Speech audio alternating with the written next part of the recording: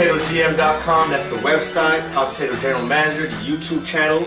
Please like, comment, and subscribe. Subscribe to the YouTube channel. We're doing all draft recaps. We're on the Philadelphia Eagles, the Super Bowl champion Philadelphia Eagles, the Nick Foles-led Super Bowl champion Philadelphia Eagles. Respect these guys, man. You took down the Patriots. Congratulations and thank you. Falcon fan talking. I gotta let them know. 28-3. You already know I was going there. But Howie Roseman. Let's start with him first and foremost. After the Chip Kelly debacle, this guy took the reins and turned his team around. Yeah. He revamped the roster in a year and a half, 2 years. I mean, literally, turned it on its ear and flipped picks, flipped players, and put together a stick. You know what I'm saying? This is a squad, and I mean they're too deep as well. Yeah. You know what I mean? They have depth, obviously. Carson Wentz going down. We talked about ad nauseum about their defensive line rotation. You know what I mean? I don't think they have a tremendous secondary. I think they have some guys with some grit and determination. But outside of Malcolm Jenkins, I don't think they have blue chippers in the secondary. Yeah. But those guys, they fly to the ball. They're hungry. You know what I mean? And that, again, that front seven does such a great job. It makes everybody's job a bit easier. So I think Howie Roseman, the hire and the staff that ultimately Doug Peterson put together, I thought that was tremendous. He to me, he is. For a long time, I've held Ozzie Newsome in a certain esteem, regard in terms of front office personnel. Pedestal? Yeah, absolutely. Howie Roseman to me is peerless right now. Again, what Chip Kelly left in his wake and what they have accomplished from that time, from then to now, is remarkable. It's remarkable, and I think he, bar none, has been the best. Front office guy in the NFL. Yeah, it was a complete 180, but with being the champions, you lose Frank Wright to the Indianapolis Colts. Absolutely. You lose Filippo to the Minnesota Vikings. Yes. So your coaching staff is not there. You got Mike Rowe right now, offensive coordinator. Thought Lou Stanley should have probably got it, but next time. Yeah. But the first round pick, they had the 32nd pick. They traded out of the first round. That was the Lamar Jackson pick. Hold on. I think Drew Staley is the assistant head coach. I think that was the consolation prize, if I'm not mistaken. I don't know what that is. Okay. You know what that is. Assistant. He's an assistant pick now. But so they traded out of the first round to the second round, and then they traded up in front of the Dallas Cowboys. David Akers had that speech in the draft. It was memorable. He was feeling himself. Well, how you felt? I don't care. You're a Cowboys kicker, fan. bro. No, I don't care. Okay. That doesn't He's a kicker? He's a kicker. So no respect. No. And they It selected. ain't Vinatieri. You know what I'm saying? Like, it ain't Summerall. You know what I mean? So, you were back. Yeah. Hats. Well, I pat from Madden, but you know what I'm saying? Yeah. He's an icon. So There you go. Akers. Get out of here. Anyway. Hey, the left. Trying to get on the bandwagon. Didn't he play for the Bears at one point? Akers? Yeah. I think so. I He's think all I the remember Eagles? the Eagles. He's all the Eagles? You might know some. Fact check. Because Robbie Gould was back there with the Bears. Yeah, he's been there forever. More recently though. Yeah. Yeah. Alright, fact check. And they selected Dallas Goedert, the tight end. Drew's tight end number 1. We call him here the Zach Ertz clone. He wore the same number, South Dakota State. Does a lot of the same things after yards after catch. They lost Trey Burton to the Chicago Bears. What do we think, man? I mean, you got to have a Trey Burton. You got to have a Zach Ertz. They don't have a Trey Burton. So why not go get a guy who's exactly the same thing as your best tight end, and Zach Ertz, man. This is a guy who, like Henry said, was my tight end 1. I thought he was a better blocker than people are giving him credit for. I know Headley was killing him on that, but I think, if I'm not mistaken, he was hurt last year. So he couldn't block. He couldn't block as well. What did he hurt? What was hurt on him? I don't remember actually. Sorry, but Eagles fan, y'all back me up on that. Was it hashtag Fly Eagles fly? Yeah, back me up on that. Fact check that for me and hit me in the comments. Hit the like, and let's continue with the conversation. You said it kind of heavily. He's a yak guy. I thought he could be a complete tight end. At the end of the day, he's got the frame for it. He's got the frame for it. Headley was saying that. I know. In our podcast, you're saying he didn't look to play the part completely, but that was because maybe he was hurt, right? Yeah, the issue I had with him was he played against lesser competition, and he didn't dominate in the run blocking aspect. If you're playing against smaller guys than you, less competition than you, I expect you to dominate in run blocking, and I seen him get beat quite a few times. I can't disagree, but he was hurt. He was hurt. I was gonna say that. Yeah, that's what you got. Yeah, that's what we got. You know, Goedert, for a lot of scouts, a lot of people, Goedert was a first round talent. To get him late in the draft, there was a thought process that with Jason Witten retiring, Dallas might opt for a tight end, so they made a move, got in front of Dallas, made the pick. Certainly to replace Trey Burton, but you have to think schematically, offensively, what are they trying to accomplish? You know, Trey Burton wasn't this, you know, dominant inline guy. Neither is Zach Ertz, for that matter. You know what I mean? And it seemed to work just fine. I think as long as Goedert has a willingness to block, he can improve in that department. Yep. So, the way I see it is that, you know, you have a dominant offensive line, and now you have two mismatches. Yeah, I agree. At the tight end position, like the safeties and linebackers are going to struggle with these guys. You know what I mean? We talk about the tight end position a lot in terms of there being a steep learning curve. Well, in this case, I think the way they're deployed, Goddard's not going to be leaned upon very heavily initially, so he'll have time to kind of get acclimated. But he's going to be able to make a difference in the passing game. So yeah, I agree. Big body. He's like a man. He's like a center, man. He can body and post up and catch passes in the red zone. Not that, you know, Zach Ertz don't already do that, but you know, You got two Zach Ertz out there. Yeah. That's not a bad thing. That's not a bad thing at all. at the end of the day. Next pick, we got, what's his name? Avonte Maddox, Yeah. corner of Pittsburgh. Yeah. We seen him at the Shrine Game. You know, he did well at the Shrine Game.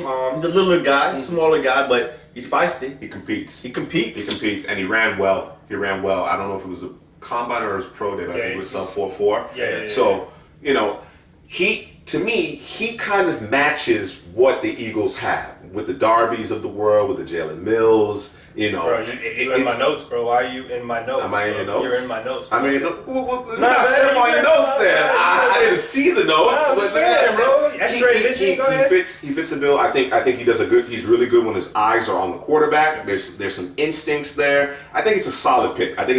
Because they do it by committee. Yeah. They do it by committee. Malcolm Jenkins is the leader in that secondary, and then the rest is by committee. but he does have some big shoes to fill with Patrick Robinson. DBU moving on to the New Orleans Saints. Here we go. He's ranked as one of the better corners. Hold on.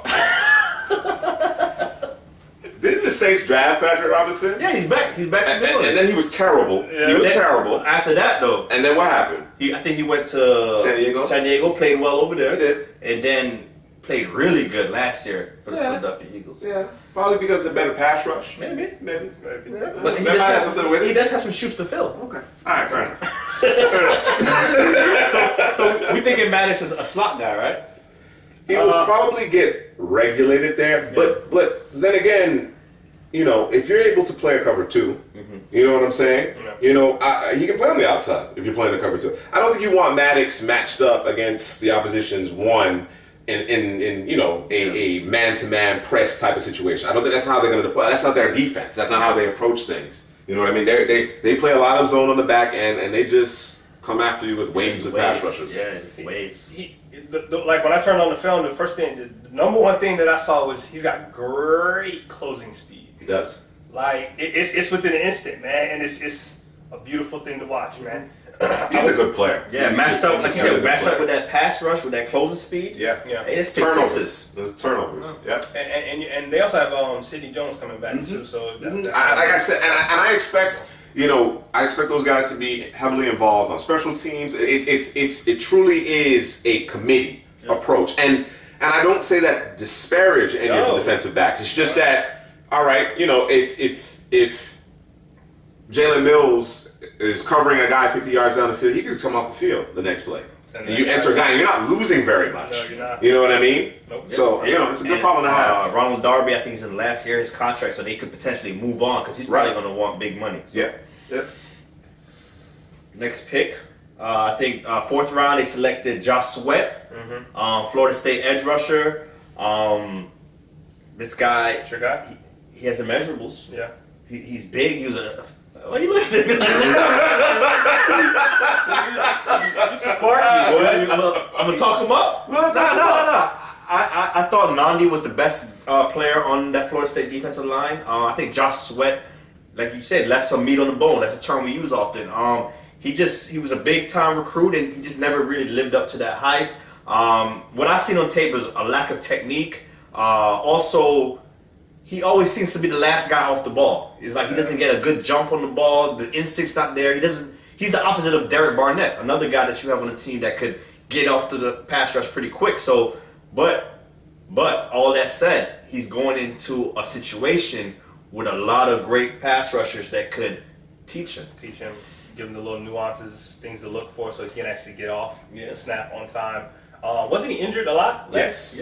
Yeah. That kind of derailed his development, if you will. Yeah. You know, and Florida State. I know that's DBU, but those boys, defensively, they were doing some things that I didn't appreciate. And I'm a Gator fan. But I'm also a football fan, and to have all that talent and you don't use them appropriately is a shame. So I say that saying that the Eagles may have found him. Can you say a gem is found in the 4th round here? Can you say that? Because he was injured and he fell? Yeah. You think he can be a gem? I think he can be a gem. Some people thought he was a first round. Let me get into Josh Sweat. That's the issue I have. Yeah, he's not a first round. That's the issue I have. Yeah. I actually think Josh Sweat, when healthy, flashed. He flashed. You know what I mean? To your point, he doesn't have the feel Derek Barnett has, or the production Derek Barnett has. But from a measurable standpoint, he checks all the boxes. If he's allowed to play, which he should be on this team with that, again, revolving door of pass rushers, I think he can be really effective. I think he can be very effective playing 30, 35 snaps. You don't want to play him much more than that because he's going to get hurt. But I think if he can pin his ear back, I don't even think he's bad against the run. I think he has a functional strength. That might be his strength. I think he played better at that might be his strength than the pass. That might, to your point, that could very well be his strength. So I wasn't a fan of hearing the rumblings because, you know, Sparky got into it, whatever the case may be, that he could be a late round first round. I never saw that. And certainly, I didn't think he was a day 2 pick. I think in the 4th round is excellent value for Josh Sweat, and the upside is there. See that good, you boy, man. You're looking at me like I was going to talk him up. I know Josh Sweat. You look like you was about to. Nah, I only talk up the DBs for Florida State. Okay. I talk those guys up. 6th round pick, Matt Pryor. Offensive tackle, TCU. Pryor kind of reminds me of Vitae. Pryor's bigger. I think he has to kind of manage his weight, but he has legitimate talent. Like legitimate talent. It's not just one of those upside picks. Like this guy has the ability to play at the NFL level early in his career, you know, and not get embarrassed. All right, he's more technically advanced than a lot of guys that got picked before him, but there's some questions about, you know, his preparation off the field, things of that nature. So he slipped a bit in the draft, but I think this guy has legitimate ability. And when Jason Peters went down, I thought the Eagles were done. I'll be honest with you. I thought Jason Peters was going to be. Because we saw what happened when Lane Johnson went down a year before. Not he didn't go down, but he got suspended.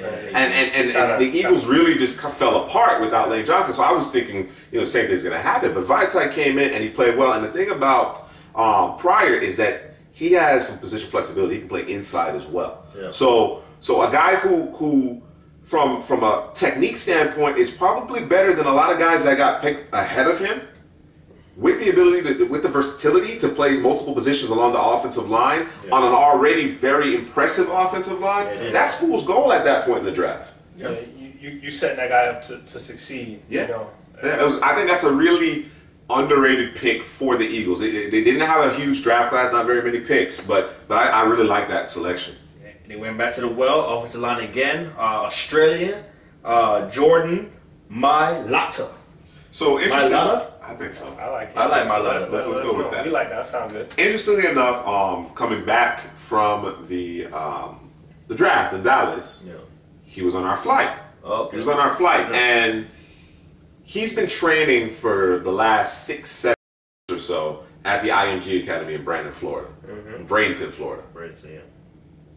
And having never played American football in his life, whatever the case may be, but he's an athlete. And when he's huge. He's a huge guy. He's 6'8", 350. But he's put together, though. Yeah. You wouldn't know he was 350 because it's proportional and he's well put together. I don't know if this is, to me, this is a long play. This is a long play. He carried the ball in rugby. You understand what I'm saying? He wasn't in a defensive position, which he's expected to be as an offensive tackle, going backwards. We talk about technique, whatever the case may be. At this point in the draft, why not? You got an embarrassment of riches across your entire roster. You see a really impressive athlete. I mean, when he did his workout at IMG, all 32, there was a representative from all 32 teams there. That should tell you something. Yeah. That should tell you that there's legitimate intrigue in this guy. So, you can't teach that size, as we always say, as it's always said in the football world. Yeah. And like you said, why not take a shot on a guy you never know? And, I mean, I love the pick. Wish my team would have scooped him, but the way I see it is they're bringing back what, 22 of 21 starters. Yeah, that's crazy. There's at that point in the draft, considering the success you've had, you're allowed. You understand what I'm saying? Again, this guy's never played American football. All right, and we're talking about a position where we favor technique and polish over upside more than any other position when it comes to even more so than quarterback. Yeah. Even more so than quarterback. Yeah, but that's a rare athlete. That's a rare athlete that they got there, and clearly he's made strides at IMG to have impressed enough to be drafted. So it'll be interesting to see. I think at a minimum, it's a great story. I think when you talk certain positions at the end of the draft on guys you want to take a flyer on, obviously you take a flyer on anybody, but I think there's positions where, like, say, offensive line might be the number one position where you just take a flyer on a guy because of his size. Maybe then defensive line, like the trenches, and then maybe corner. Those three positions, because of someone's size or speed, you go out and you take a flyer on those guys. I don't think there's anything wrong with that. You're looking for that's, to me, when you're looking for Sparky. Yeah. Because often every year you see undrafted free agents who are better football players that don't get drafted. Corey Clement. Exactly. The 5th, 6th, 7th round picks, they get drafted because they have a better athletic profile. But the priority free agents are actually better football players. That's when you take a roll of the dice. That's usually when that happens. CouchPotatoGM.com is the website, guys. Couch Potato General Manager is the YouTube channel. You know it because you're on it. Hit the subscribe button, hit the like button. Fly, Eagles, fly. Fly, Eagles, fly. Listen, this is a rabid fan base. I like that word. Y'all want a Super Bowl, man. If we're wrong, let us know. We want to discuss. We want to debate. Yeah. We want to chop it up with you guys, as I like to call it. We will check all the videos. Check our comments, man. We hit people back, within hours. We're all over the place, man. What are we on? CouchPotatoGM.com. CouchPotatoGM.com. That's where the post is going to be, with a little bit more in-depth analysis with our draft grades. And there's also some fantasy implications, as we call them, absolutely, on there. Yeah, man, and spread the word, man. Y'all boys is Super Bowl champs, man. We want to chop it up. Where y'all gonna be at next year? What's going on? Y'all gonna win the division? Because we know Dallas is. Carson gonna be healthy week 1? Don't matter. They got Nick Foles. It doesn't matter. Championship. CouchPotatoGM.com. Pain is in the building.